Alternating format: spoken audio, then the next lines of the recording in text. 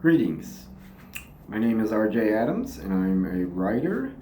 And I wrote a story that I would like to share with the world today called The Native Alien.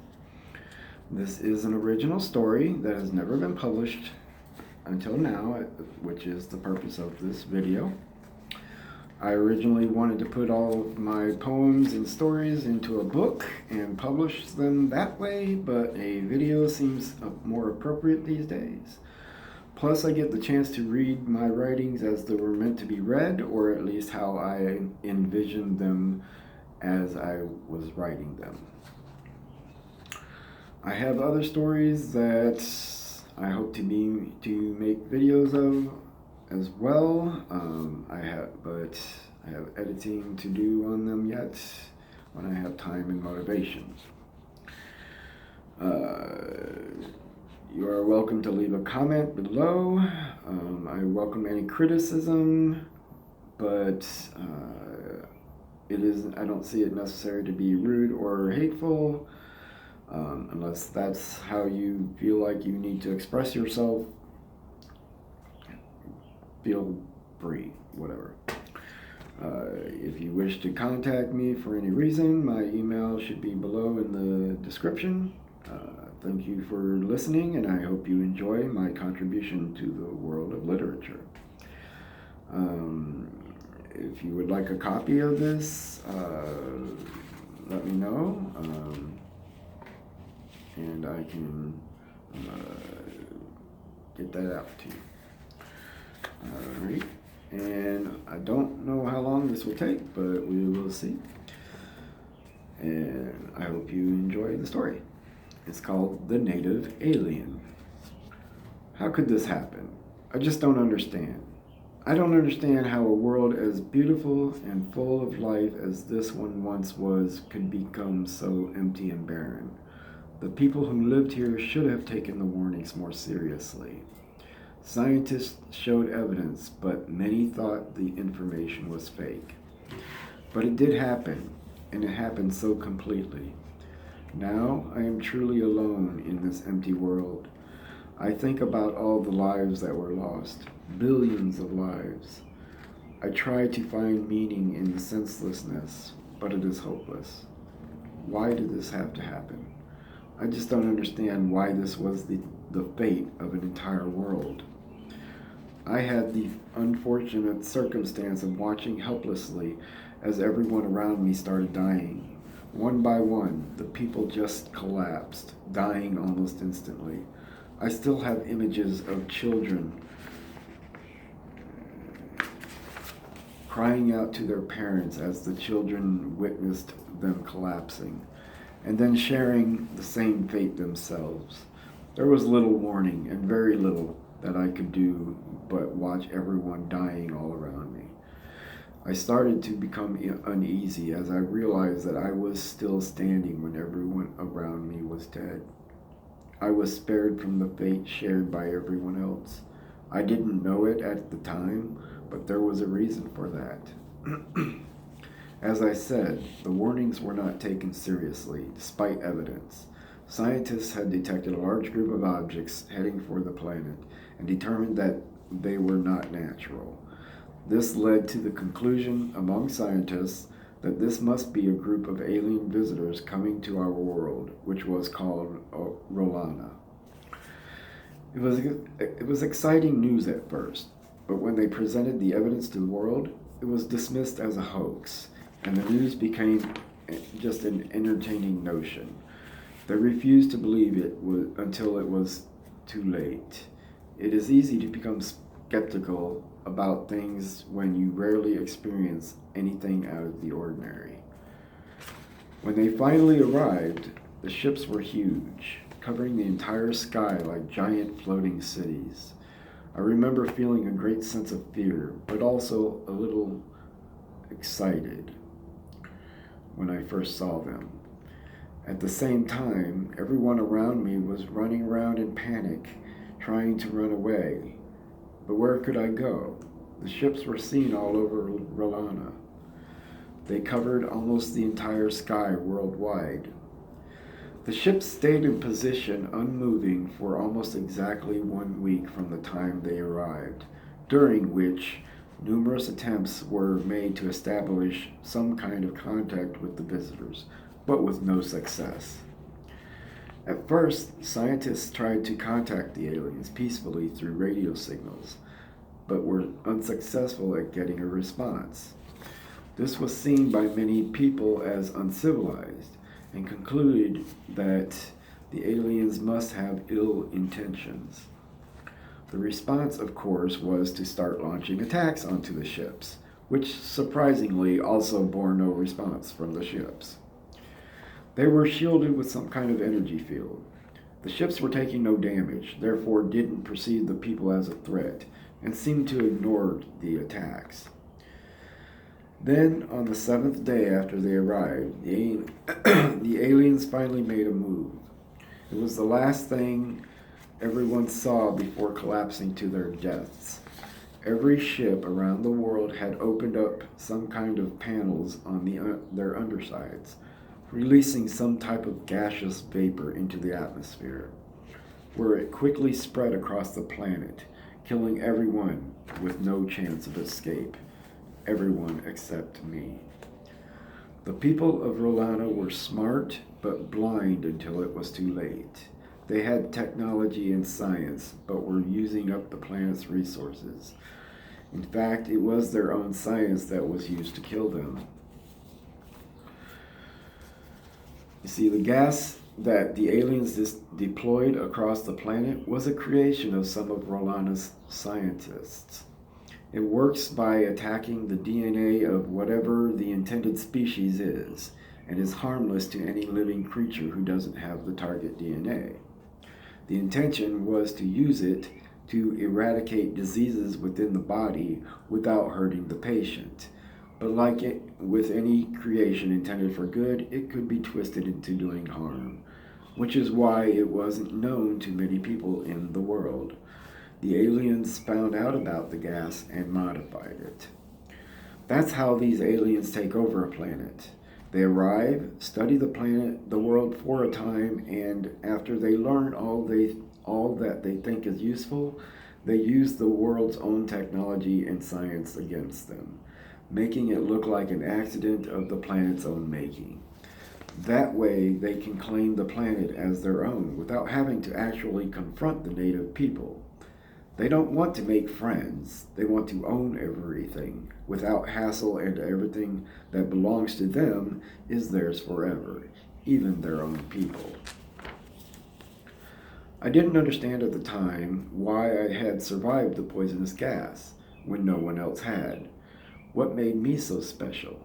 I was no different than anyone else on Rolana, or so I thought.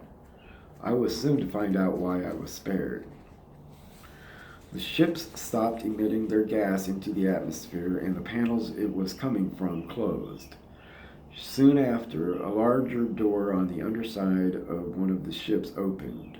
A smaller ship came out and hovered in place for a few minutes before slowly descending. At first, it lowered straight down, but then started heading in my general direction. A spine-chilling sensation flooded my body as I realized they were coming for me. I don't know why I didn't try to run and hide. I just stood there watching as the small ship flew closer and closer until it finally came to a sudden stop a few feet above me.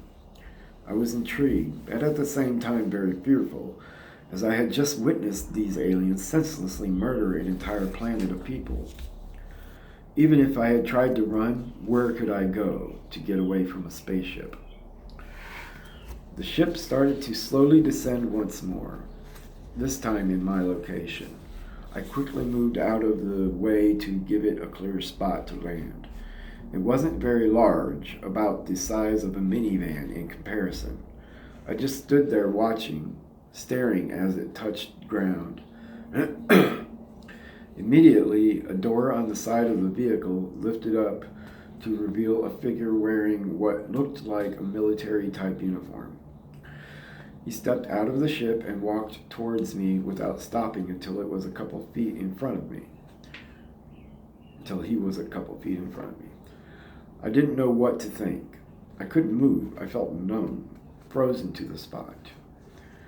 The figure reached his hands up to remove his helmet, and what I saw shocked me to disbelief. This alien looked like a Rolana native, an older-looking gentleman, in fact, who looked to be about middle age. But how can that be? He just came from an alien spaceship. Who are these aliens, and why do they look so much like me and everyone else on this planet?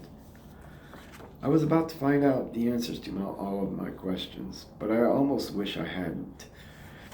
This alien man spoke abruptly in a strong, commanding manner.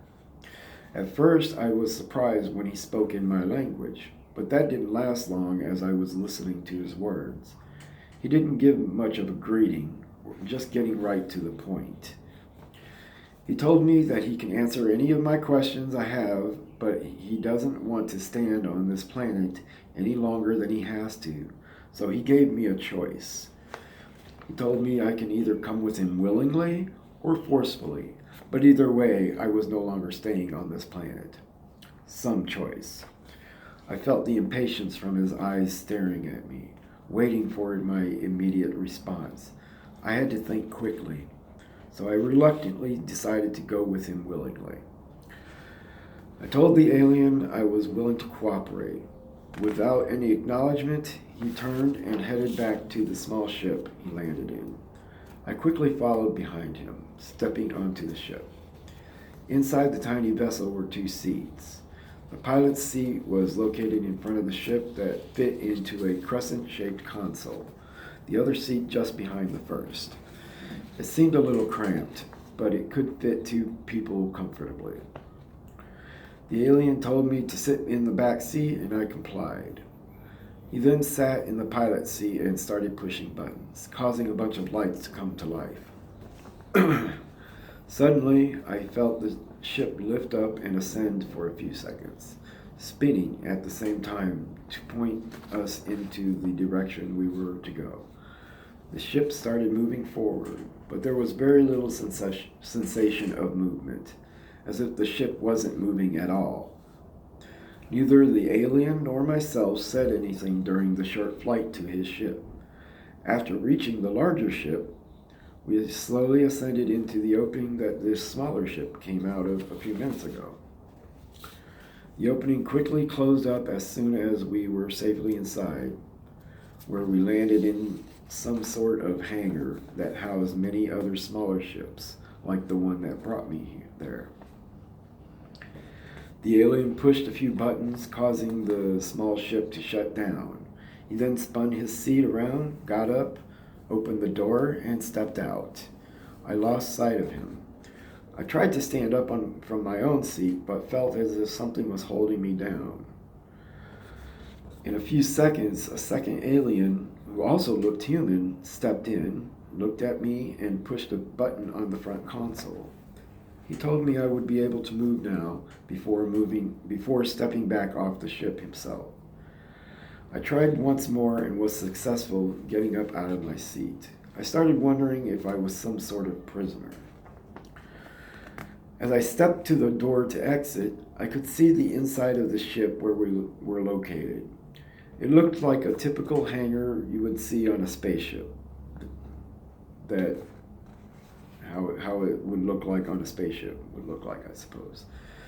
Comparing it to what is shown in movies. Nothing extraordinary that I could tell. There were a few more alien people who looked like they were performing tasks befitting whatever their job was. All stopped working, and I could feel the stares of everyone there watching as I stepped off the ship. The alien that practically kidnapped me from the planet was waiting for me. He told me to follow him and he would give me my explanation. Before departing, one of the worker types placed some type of electronic handcuffs around my wrists. My guide told me it was just a precaution to make sure I don't hurt myself. I had my suspicions. So then, why does it feel more like it was to make sure I don't try to run away or become violent? I was feeling less welcomed by the minute and more like a prisoner. I followed my captor through a door into a large corridor. There were a few others walking up and down the hallway, busy with whatever their task was. I could feel the stares as they paused for a second when seeing me. We continued for a short time until we arrived at a set of doors which, when opened, revealed what looked like an elevator. As soon as we were both inside, the doors shut behind us. My escort opened a small panel on the far wall, pushed a couple buttons, and the elevator started moving. The elevator ride lasted a couple minutes. When the doors opened, I followed my escort out into another corridor. We came to a single door at the end of this hallway, where someone was standing next to, as if guarding something. My escort nodded to the guard, who then proceeded to open the door and then removed my handcuffs. I was told to step inside and have a seat, and he would be with me shortly. The small room lit up as soon as I stepped inside. The room was empty except for a strange-looking chair. It looked like an interrogation room. I wasn't sure if it was safe to sit in the chair or not, but I realized that if they wanted to kill me, they could have easily done that already, so I might as well comply. No, there is something that they want, and my life may depend on what it is, if I am able to provide it. So for now, I have no choice but to comply and continue this play until I understand what is truly happening. As soon as I sat in the chair, the room went dark, and the wall that the chair was facing lit up to reveal another room on the other side. Inside was the man who had brought me here. He was observing me as if I was some kind of test subject. I started to get a little more worried. What was this alien's intention with me? Why was I so important? The alien started off by asking me what I knew about my mother and where I came from. I told him I didn't know anything about my mother. All I was told when growing up was that I was left on the doorstep of the orphanage where I lived, where I grew up, until I was old enough to move out on my own. I never really tried to find my mother or any other family. I always tried to live simple, day to day. The alien told me that I was not native to Rolana. I was brought there by my mother when I was a baby. In his words, she wanted to prevent me from becoming what I was destined to become, a soldier of the Terax Empire. It is a requirement for every Terax child to undergo training starting at the age of 3, to serve a lifetime of obedience. My mother didn't want that life for me. She saw the Empire as vicious and cruel. According to this guy's story, my mother managed to confiscate a ship, brought me to Rolana to be hidden from the Empire, then returned to Terax Prime. Upon arrival, she was scanned and found to have recently given birth. When questioned where her newborn child was, she claimed that I had perished. But they knew that she was lying. If I had died, there had to be a body. It was believed that she had help, but her assistants were never discovered. Terax law states that the death of any Terax citizen must be verified and recorded by the Terax Accountability Census. Every single Terax citizen is to be accounted for at all times, and a single person not in the system is unacceptable. When my mother refused to reveal where she left me, she was interrogated. She would not relent. She was kept in a holding cell, quite like the one I was currently in, for years. Every day she was questioned, but she remained silent until she finally died as a prisoner of the Empire. Even if she had revealed where I was, she still would have spent the remainder of her life in prison for attempting to prevent the Empire from gaining a soldier. This is high treason. The words I was hearing sent chills up and down my spine over and over. I can now understand why my mother had abandoned me, if this was the case. She didn't want me to become just another soldier. She wanted me to be free. My storyteller goes on to explain why it is so important for every citizen to become a soldier. He tells how Terrax Prime was once a naive world, looking out into the universe for signs of life. Then they found it, or rather, it found them. The first visitors to from aliens to the first visit from aliens to Terrax Prime resulted in an invasion. With superior technology, the aliens were able to subdue and occupy Terrax Prime easily. The Terrax people were enslaved and experimented on. After several years of occupation, a rebellion arose and somehow managed to overtake the invaders. The people were relentless and won their freedom by eradicating every single invader. Then they were able to figure out how to use the alien technology for themselves. This led to Terrax Prime being able to explore the cosmos. They soon encountered a second alien species on another planet. This new species was very hostile, and a war broke out between Terrax Prime and this new threat. Terrax was able to overtake them and add that alien technology to their own. This seemed to be the trend. Every new species that they encountered, they were met with hostility. This led Terrax to become very xenophobic, trusting no species that wasn't from Terrax Prime.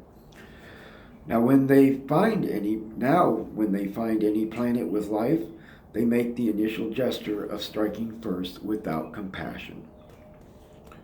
He went on to say that they searched for years for the missing child that my mother had abandoned somewhere until a scout ship detected Terrax DNA on the planet Rolana and relayed that information back to Terrax Prime.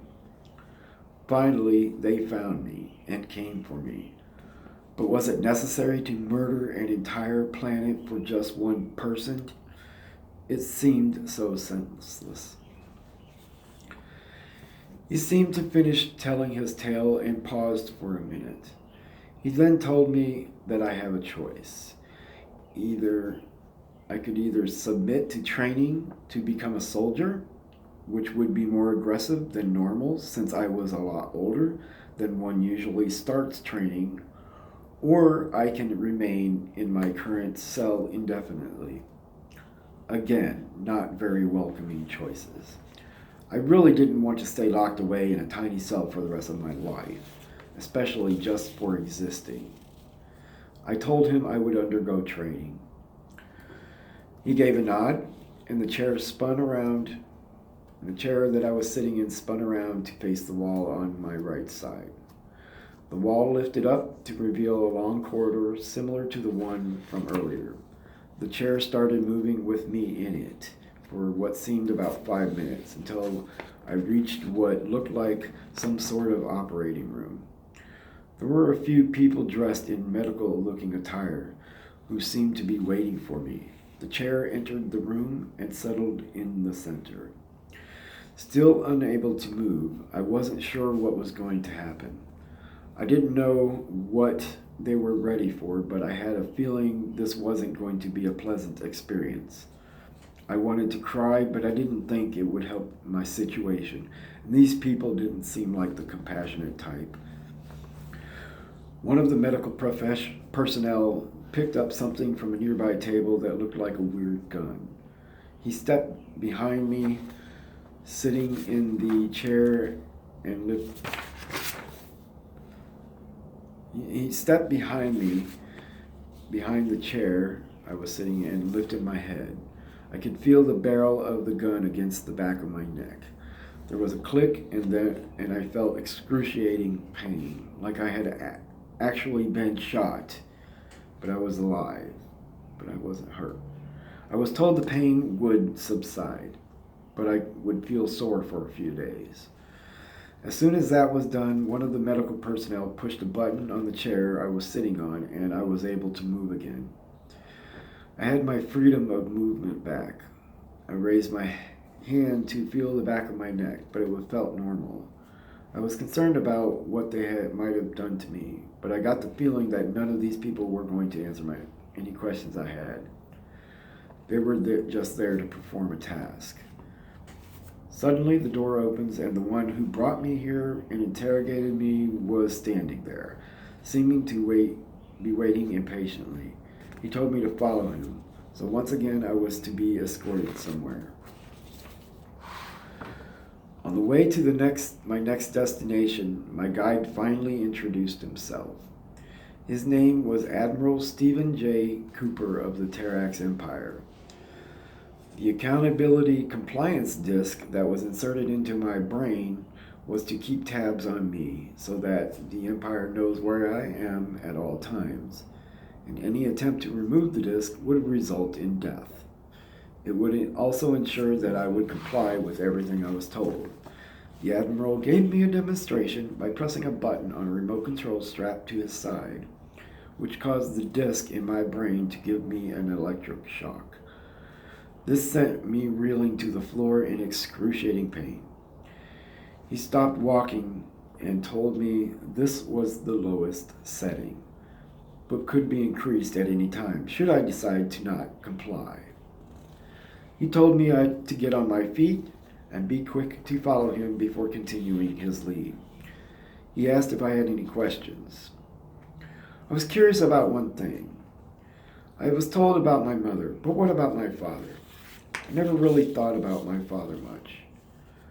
I just always assumed he had abandoned my mother, who wasn't able to support me, and that's why she abandoned me, or similar scenarios. I asked the Admiral if he knew who my father was, and if he was still alive. Cooper stopped walking. He turned to look me directly in the eye. His eyes stayed calm as he told me that my mother was his wife, and the child she had abandoned was his own. It was his duty as her husband and an obedient Empire soldier that he was the one responsible for interrogating her and keeping her locked up until she revealed her child's location. The Empire comes first, and it is unacceptable for even a single future soldier to be unaccounted for. The more this man revealed, the more chills I felt in my spine. I was starting to understand the mindset of the Admiral, and it would be safe to assume this would be the mindset of the entire Terrax Empire. This is what my mother wanted to free me from, and why she abandoned me. She didn't want this life for me. I now knew I would have to be cautious about what I say and do. I would comply with everything they wanted me to do, for now. I had to come up with a plan to escape somehow. But I knew it was going to take time, and it wasn't going to be easy. I would have to play along until the time was right. After speaking, the Admiral turned and continued walking, me following behind.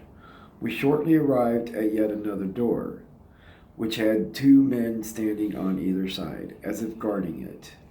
Admiral Cooper looked at me and told me that my training begins now, and ordered me to enter this room. I was a little fearful, but I knew I had no choice but to do what I was told. I did not like this situation, and the sooner I could find a way out of it, the better. I didn't know what to expect, but I knew I wanted nothing more to do with this Empire or Terrax Prime or any of its people. I knew I had to keep my wits and sanity during this training they had in store for me. I suspected it was closer to conditioning, aka brainwashing. I won't go into a lot of details about what my training consisted of. Just know that it was the most grueling experience I have ever had to endure. It was consistent with mind torture, but somehow I managed to survive and retain a small sense of sanity. I'll just say that my training lasted for 2 years, during which time I had to hold on to my sanity and purpose. I was under guard constantly throughout my training, after which I had proven my loyalty to the Empire and even moved up in rank. I was given the freedom to walk around without escorts, which finally allowed me to work on my plan.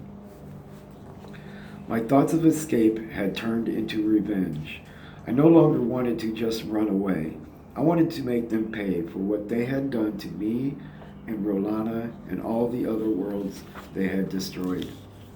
They had to be stopped, and I had formed a new plan. After training, I had to decide which field of interest I wanted to for my mandatory lifetime career. There was no change in careers after the decision is made, no exceptions. Whatever field was chosen, it was for life. If nothing was chosen after a sufficient time, one was chosen for you, and that was your career, whether you were interested in it or not. I had a limited time to decide, but I had already had my choice in mind. I wanted to study biology. Career training lasted for another 4 years, during which time I was able to learn all I could about biology and the effects different chemicals have on living organisms. Surprisingly, I was even allowed to work with the same gas that was used to kill all the people on my home world, on Rolana. The gas was now called, on what I consider my home world, Rolana.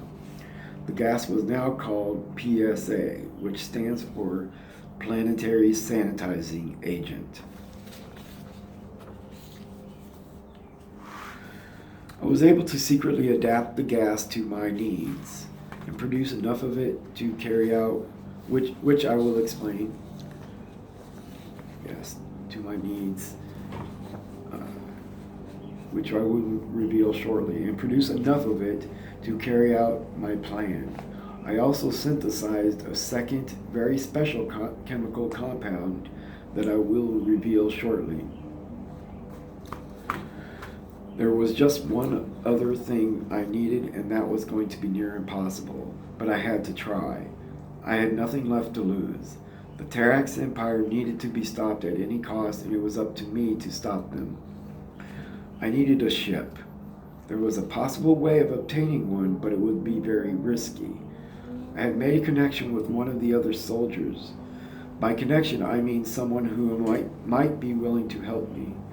Even though it was forbidden, there were still some who did risk it in secret. Tarax soldiers were forbidden from having friendships or personal connections, and were not allowed to have celebrations of any kind. Any kind of social interaction had to be strictly limited to their work or the Empire. This was because having fun was considered to be a distraction, and a soldier cannot afford to be distracted by personal encounters. Any soldier caught breaking these laws was publicly executed as an example to others. Very few risked it. I had the fortune of getting to know one soldier who sympathized with my situation. He was still a Tarax soldier, so I felt like I always had to be on guard with him, what I tell him. But he was my best chance of reaching my goal. Of course, I couldn't tell him my plan, as there was still a risk of him turning on me. I alone had to carry this out to the end, but I was going to need a little assistance. The soldier's name was Harold. He was a bit older than I was, although Tarax soldiers weren't allowed to be concerned with their age, so most didn't even know how old they were. I only had a few short encounters with Harold in secret, so I didn't actually know much about him. I don't know why I felt a connection with him, but he made me feel a sense of sanity in the madness of this world. I was able to contact Harold, and we shortly met in a secret location. When I told him I needed a ship, his face turned pale white. This was the first time I had seen any kind of emotion from a Terax soldier. His eyes started to tear up as he told me there was something I needed to know. Harold told me when I asked for a ship, it reminded him of when my mother asked for the same thing many years ago. He said that he had helped my mother escape with her unborn child. He fell in love with her despite his Terax training. He knew he couldn't stop her, so he let her go. He also knew there was a chance the Empire would locate her child one day, so he waited. He couldn't risk just telling me who he was, but he knew there was a chance that I would need a ship, just as my mother did. He had a ship hidden away when I was brought back to Terax Prime, waiting for the day I would need it. Harold's words sent a series of shocks through my body. Not only did I now have a ship to carry out my plan, but now I knew how my mother, a lone pregnant woman, managed to escape from the mighty Terax Empire. I started to feel an immediate bond forming with Harold, although I still couldn't reveal my actual plan to him, and he didn't ask. The only thing I needed to do now was transport the 2 containers of my modified gas to the ship. Harold offered to assist me with this as well, which is good because it would have taken me more time to do this alone than I would have liked. We managed to quietly move the containers to the ship, which looked just like the one that was used to pick me up from my world years before. Harold promptly attached them to the ship's vapor dispersal system, or the VDS. I made sure to notice which container was attached to which valve, as this would be important. He then pulled a small device from his pocket and stood behind me for a few seconds. He told me that the disk embedded in my brain was now deactivated. How relieved I felt. Now they wouldn't be able to track me. The problem with unauthorized deactivation of an accountability compliance disk was that it would be detected by the Empire. So I knew I wouldn't have long before they would show up at my location looking for me. But at least now they wouldn't know where to find me once I leave this place. I was set. Before setting off, I turned to Harold, gave him a grateful hug, and thanked him for helping me. He was a little surprised by my affection, as hugs didn't exist in the Terax Empire. I was always saddened by the restriction of emotion, ironically. Of course, I could never let any emotions show, or I'd risk punishment. I stepped aboard the small ship and sealed the doors shut. I sat in the pilot's seat, remembering the flight training I had to undergo, as was required by all Terax soldiers.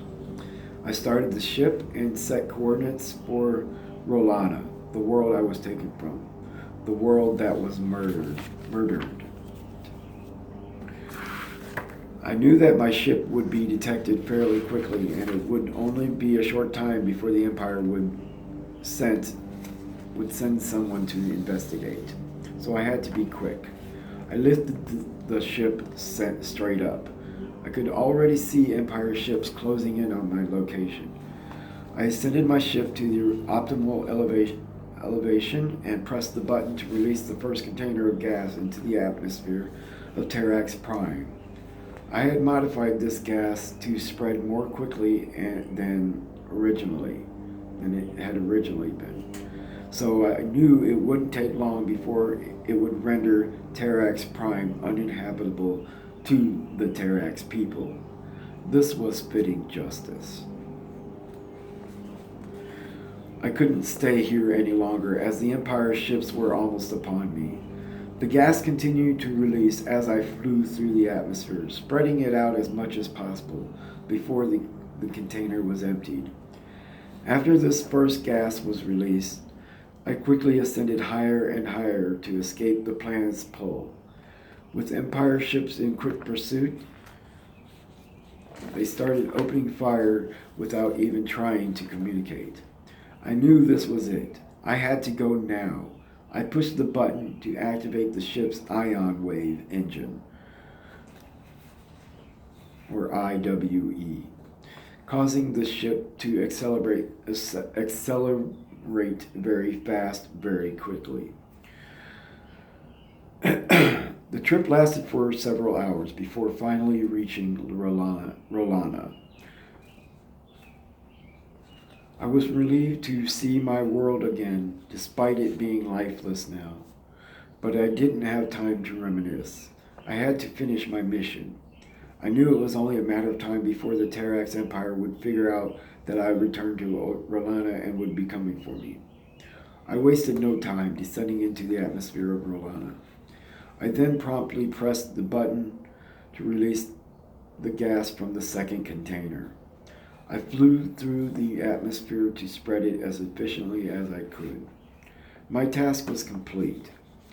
After this container was completely emptied, I searched for a place to land. I located a small island in the middle of the vast Beryl Ocean, named after an ancient explorer, where I was able to set down my ship. That left two actions left for me to take. The first was to record this message so that anyone who happens to listen would know what happened. This cannot be forgotten. My last task will be to open the door to my ship and step out. Then all my suffering will finally come to an end.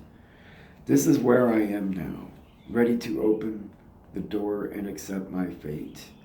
I mentioned the second container I had brought with me contained a special compound, of which I will now reveal. It was the same gas I dispensed on Terrax Prime that attacks Terrax DNA, but combined with a mixture of elements to hopefully give a jump start to new life on this world. Maybe all is not lost after all. I knew it would probably take millions of years before any signs of life would start anew.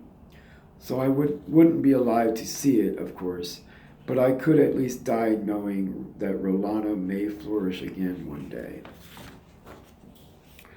With that said, it is now time to end this recording and step outside to join the rest of my people in the Great Source, the afterlife of the Rolana people, where they believe that all things come from and where everything returns to when their time is in this life has ended.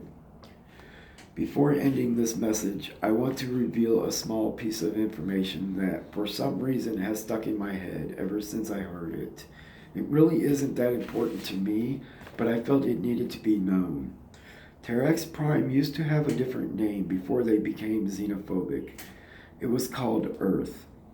I suspect they felt the need to change the name of their world to feel superior to any other species. Whatever the reason, it isn't really important. This concludes my tale. I hope this message reaches out to someone out there so that this is not forgotten. Please take note and remember Rolana. Thank you for listening, and may the Great Source accept you when it's time. My name is Maxis Loman of Rolana, signing out. Farewell. And that is the end of my story, called The Native Alien. I hope you enjoyed it, and if you would like a copy of this story, let me know. I should have my email down in the description. Or if you need to wish to contact me for any other reason, that's fine. If you wish to comment below, that's great. I welcome any comments or whatever. Thank you for watching, and I hope you enjoyed the story. Thank you. Bye bye.